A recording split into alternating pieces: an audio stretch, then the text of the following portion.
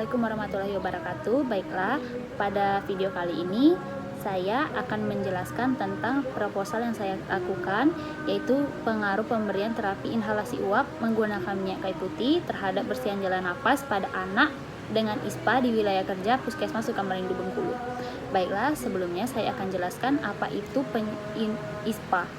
ISPA yaitu infeksi saluran pernapasan akut. Nah, ISPA ini terbagi menjadi dua, yaitu ISPA bagian atas dan ISPA bagian bawah. Nah, ISPA ini merupakan penyakit infeksi yang menyerang salah satu atau lebih dari saluran pernapasan seperti yang saya jelaskan tadi.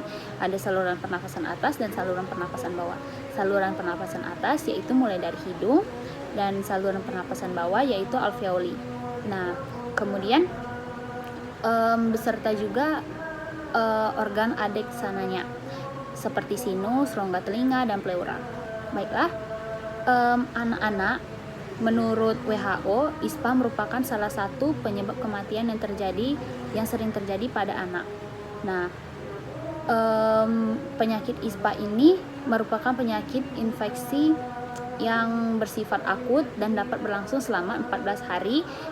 Penyakit ini masih merupakan salah satu masalah kesehatan yang paling utama di kalangan masyarakat.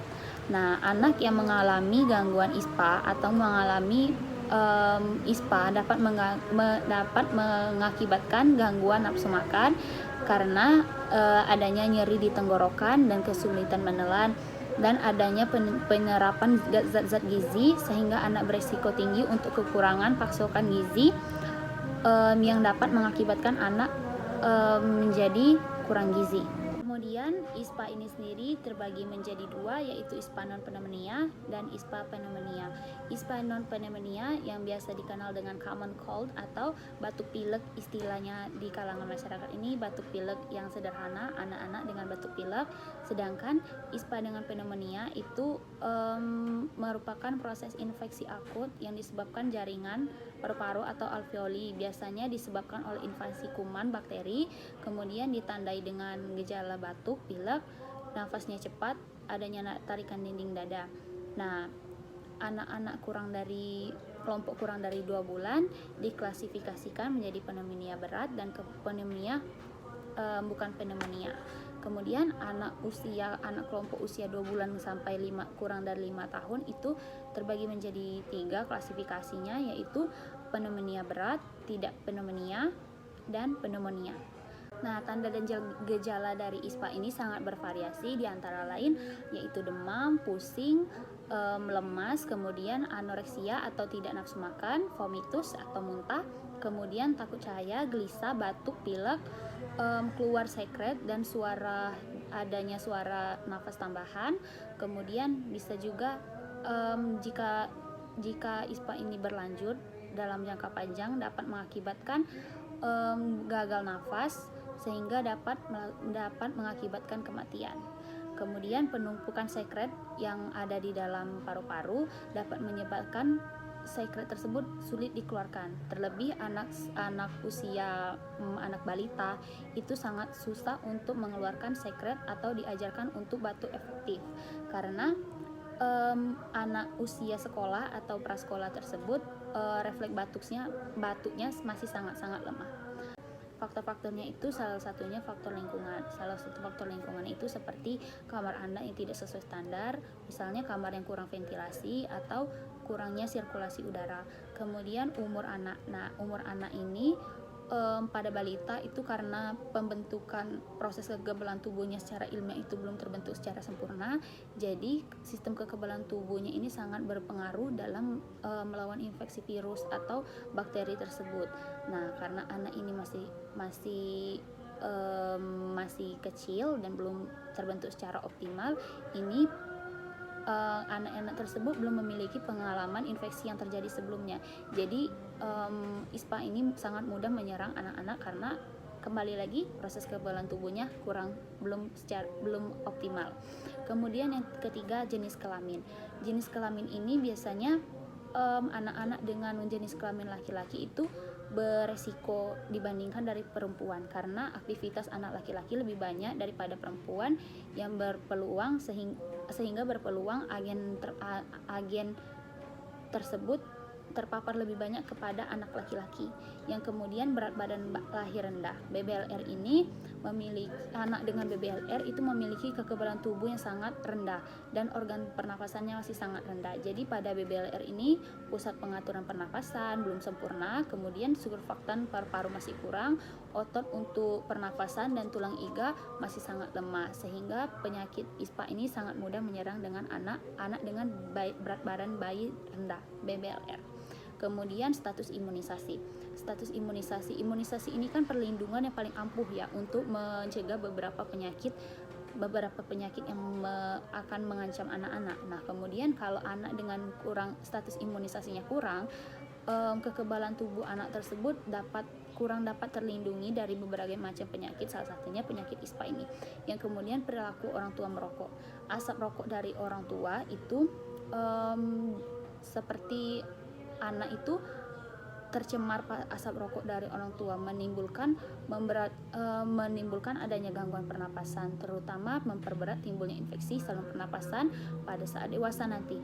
Nah, jadi ISPA ini jika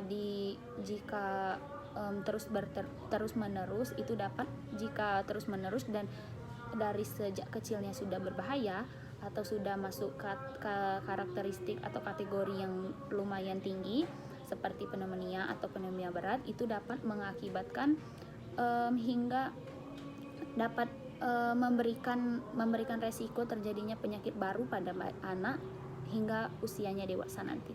Pengobatan pada ISPA ini terbagi menjadi dua, yaitu pengobatan secara farmakologi dan non-farmakologi.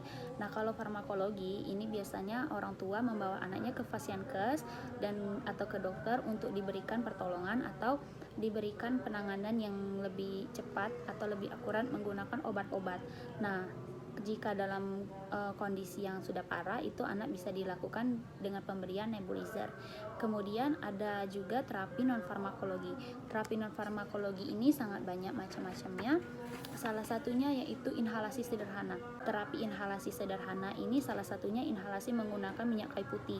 Nah, prosedur penggunaannya itu memberikan obat dengan cara menghirup dalam bentuk uap ke saluran pernapasan yang dilakukan dengan bahan-bahan atau cara-cara yang sederhana yang dapat dilakukan di lingkungan keluarga. Nah, terapi inhalasi sederhana atau terapi inhalasi uap ini dilakukan dengan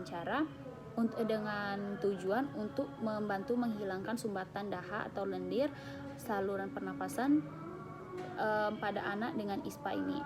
Nah, jika dalam kondisi keluarga atau keluarga yang belum bisa membawa anak ke Fasiankes atau dalam kondisi yang sangat genting, itu terapi inhalasi ini dapat diterapkan di rumah. Nah, terapi inhalasi uap menggunakan minyak kayu putih ini kenapa dikombinasikan dengan minyak kayu putih? Karena berdasarkan penelitian, minyak kayu putih tersebut atau eucalyptus oil ini terdapat kandungan 1,8 sineol. Nah, jadi di dalam kandungan 1,8 sineol ini memberikan efek mukolitik atau mengencerkan dahak, efek bronchodilating atau melegakan pernapasan dan membunuh virus dan bakteri yang penyebab dari ISPA tersebut. Nah, hal ini dapat penelitian yang telah dilakukan sebelumnya memang pemberian minyak kayu putih ini memberikan manfaat yang lumayan signifikan dengan jika dikombinasikan dengan pemberian inhalasi uap ini, karena konsepnya seperti ini. Minyak kayu putih ini jika dicampurkan dengan air panas atau air hangat itu dapat menjadikan aerosol, dan uap yang akan dihirup tersebut akan masuk ke dalam paru-paru atau masuk ke dalam otot-otot yang ada di dalam paru-paru, sehingga dapat mengencer dahak menjadi encer, kemudian pernapasan akan lebih kepatenan jalan nafas itu akan lebih paten. Terapi inhalasi uap ini dilakukan dengan cara menyiapkan sebanyak 500 mg air dengan kehangatan dengan suhu temperaturnya itu 44 derajat Celcius, dan kemudian ditetesi oleh 5 tetes minyak kayu putih yang ditetesi oleh pipet khusus, kemudian dilakukan selama 10 menit. Nah, kegiatan ini dilakukan dengan cara meminta anak untuk menundukkan kepala ke permukaan kom yang sudah diberikan handuk, kemudian meminta anak untuk bernapas seperti biasa. Nah, kegiatan ini frekuensi yang dilakukan yaitu 1-2 kali per hari, dilakukan selama 10 menit dan dilakukan 2 jam setelah anak makan. Nah, dilakukannya terapi inhalasi uap ini diharapkan frekuensi nafas anak membaik, kemudian jumlah sekret berkurang, dan batuk pilek juga berkurang. Mungkin sekian yang dapat saya sampaikan. Lebih dan kurang saya mohon maaf. Wassalamualaikum warahmatullahi wabarakatuh. Bye guys.